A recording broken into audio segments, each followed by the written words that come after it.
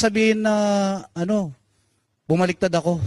Napakasinungaling niya talaga. Sinungaling po talaga yan si Trillanes eh. Bakit po? Paano po hindi sinungaling? Kasama ko po sa Magdalo. Pero mo, nung tinanong siya ni Ma'am Jessica Soho na bumaliktad daw ako, nung time po na yun sa Oakwood, pinababa po kami ng junior officer niya. Marami po kami pinababa nun. Tapos sinabi niya po na bumaliktad daw kami. Nakulong po ako ng 2 taon.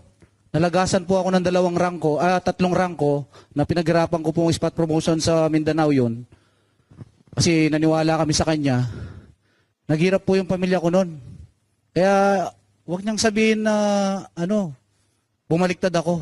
Napakasinungaling niya talaga.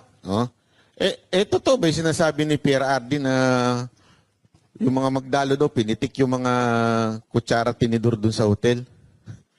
Hindi po totoo yun. Actually, yung building na yun, walang nawala po yun. Kasi kami po mismo, pinaglaban namin yung korupsyon nun sa loob ng armed forces po nun. Kaya naniwala kami sa kanya nun.